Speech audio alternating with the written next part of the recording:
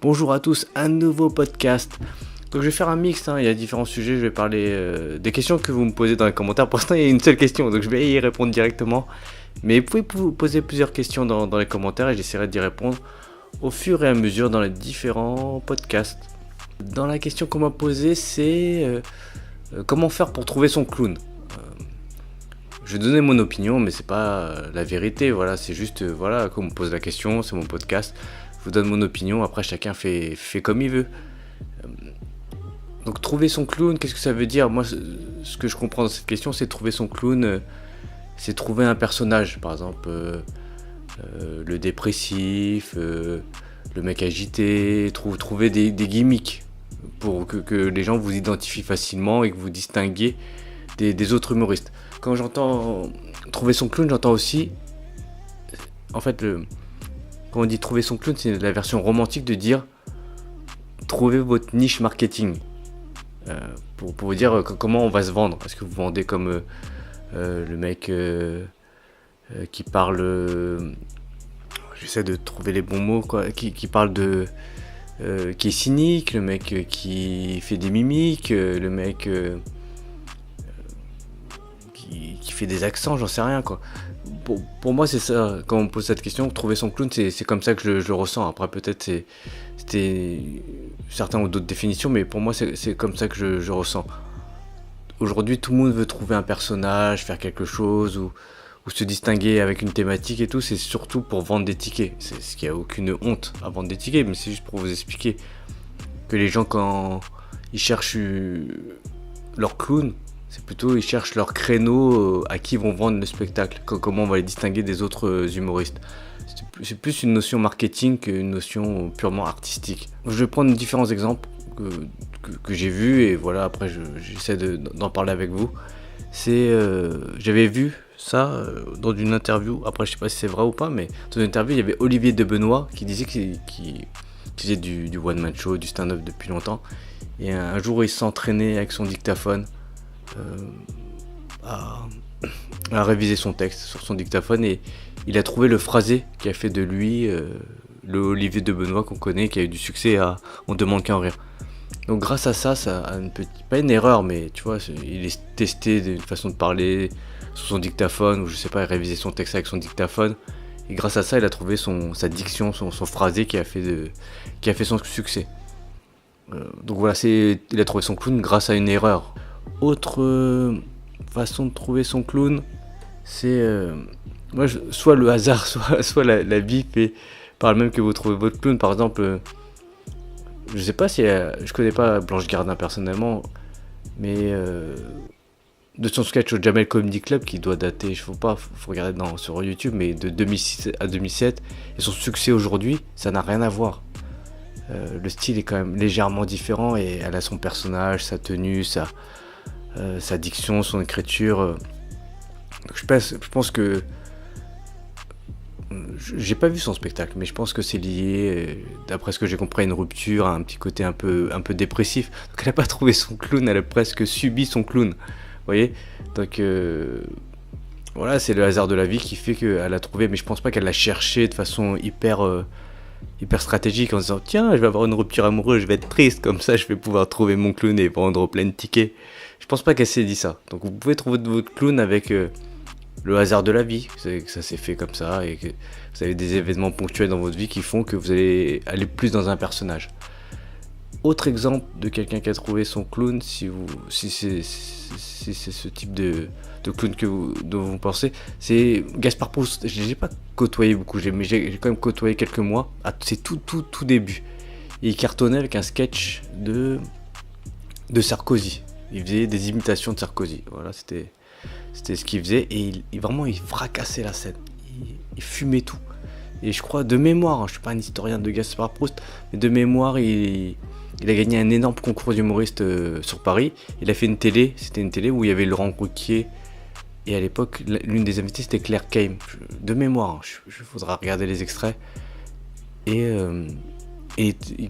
moi je l'ai vu en direct cette émission et franchement il crevait l'écran parce qu'il avait pas un personnage, il était un peu comme ça, un petit peu dandy tout ça, donc Laurent Ruquier ça lui a tapé dans l'œil et je sais pas comment s'est passée l'histoire, mais après Laurent Ruquier, je crois, il a commencé à le produire, et de là, ça a changé totalement. Il est devenu le Gaspard Proust d'aujourd'hui. Il fait, je pense pas que dans son spectacle, il fasse des imitations à foison. Je sais qu'il y en a quelques-unes, peut-être, quelqu'un m'a dit ça. Ça reste un mec qui vient sur scène, un peu stoïque, avec un texte bien écrit. Voilà. Le Gaspard Proust de ses débuts n'a rien à voir avec le Gaspard Proust avec Laurent Ruquier, produit par Laurent Ruquier. Je pense que voilà, donc vous pouvez trouver votre clown en vous inspirant d'un producteur qui va vous guider, qui va vous dire comment bien vendre leur spectacle. Après, encore une fois, pour moi, c'est plus de la niche marketing. Il s'est dit, voilà, en imitation, ça va pas être ton truc, tu vas pas être numéro 1. Il faisait des imitations, et de mémoire, je connais que deux de ses sketchs. C'était Sarkozy, et le deuxième, c'était un prêtre. Il faisait un prêtre qui parlait en latin. Et voilà, c'était des blagues en latin où on connaissait quelques mots, et voilà. Et franchement, il cartonnait aussi avec ça. Mais donc avec la rencontre de Laurent Ruquier, ça l'a aidé à trouver son personnage. Donc voilà, une autre solution, trouver un producteur qui a un certain succès quand même, qui sait vous guider sur ce qui va marcher, là où vous êtes le seul dans ce créneau. Des Gaspard Proust, il n'y en a pas d'autres, quoi. Je veux dire, quelqu'un qui se met dans le même créneau que Gaspard Proust, je vois pas qui peut se dire être comme lui. Et lui, vraiment, c'est un placement de produit, tu vois. Il va jouer au théâtre du Châtelet, il va pas jouer, je vais pas dire le nom des théâtres parce que ça va être vécu comme péjoratif, mais il va pas jouer dans des théâtres estampillés comédie, tu vois. Il se met vraiment, il s'upgrade lui-même, tu vois. Il se met vraiment au top du top directement. C'est un placement de produit, il se place haut de gamme. Parce que voilà, Gaspard Proust, les gens quand ils disent Gaspard Proust, ils le voient tout de suite comme haut de gamme, donc il joue dans des salles haut de gamme, dans le théâtre, mais il va pas jouer, par exemple, à la Comédie Comartin. Tu vas pas voir Gaspard Proust à la Comédie Comartin, pas parce que là ça allait pas bien, juste parce qu'il a écrit le mot comédie, Comartin, c'est les comédies, donc il va plus jouer dans des grands théâtres prestigieux pour se placer. C'est plus se situer une situation marketing plus qu'un mec qui cherche son clown, quoi. Si je réponds directement à ma question, mais j'essaie de faire au mieux. Et j'aime pas trop citer les noms parce que des fois j'ai peur que ce soit mal pris, alors que c'est pas du tout du tout négatif dans ma bouche. Voilà, c'est juste j'explique les choses comment je les ressens. Après je peux avoir tort. Je vais citer quand même une personne, par exemple Paul Taylor, qui cartonne. Il a fait le marquage du rire. Là il y a une vidéo qui est sortie sur YouTube, elle cartonne. Il a fait What the fuck France, je crois. Désolé si je me trompe dans les noms, qui cartonne aussi, tout cartonne. Et en fait, moi je connaissais un petit peu quand même Paul Taylor, j'ai fait jouer sur quelques plateaux avant qu'il ait du succès. Même à l'époque, il jouait au théâtre du Sceaux Gymnase, je jouais plus ou moins avant lui, ou je sais pas, on avait des créneaux concomitants. Et j'ai toujours connu en train de faire son sketch La Bise, j'ai déjà entendu avant qu'il ait du succès. Et avec donc le personnage qu'il fait, c'est-à-dire l'anglais un peu, l'anglais qui vit en France, qui découvre la France, qui voit les anomalies dans la culture française, quelque chose qu'il faisait depuis relativement longtemps, je sais pas, ça faisait peut-être, désolé si je me trompe, mais je pense que ça fait au moins 2 ans qu'il jouait, 2-3 ans, avant d'avoir son succès avec sa vidéo qui a fait le buzz. Et maintenant c'est devenu un peu le nouveau Jane Birkin, tu vois, c'est vraiment l'anglais de France, l'anglais qui est en France, qui vit en France. Donc vraiment il a fond sur ce créneau et il a raison, hein, bravo à lui, il cartonne avec ça en étant l'anglais de France. Mais sauf que avant son buzz, c'était le même personnage. Il a eu du succès, pas grâce au personnage, c'est le personnage a rencontré le buzz qui a fait que maintenant c'est devenu le représentant de l'anglais vivant en France. Donc voilà, son clown il l'avait trouvé déjà avant, son personnage l'avait déjà trouvé bien avant d'avoir du succès. Mais sauf il manquait la petite flamme, le petit déclic pour que ça soit exposé au monde entier. Donc c'est ça se trouve vous avez déjà votre personnage, vous avez déjà votre clown, mais sauf que vous n'avez pas trouvé le petit truc qui va faire que ça flambe et que ça va percer. Mais ça se trouve votre personnage est déjà super, ou c'est déjà super bien, et voilà. C'est vrai que c'est le personnage, tout le monde en parle, et c'est vrai que si tu imagines certains humoristes avec un autre look, une autre façon de faire, ça serait pas pareil. Vraiment, très simplement, je prends quelqu'un comme Farid, c'est vrai que s'il arrivait sur scène habillé chez Gap, ça serait pas le même personnage. C'est plus Farid, on aurait moins envie d'aller le voir. Donc effectivement, ça compte, ça compte.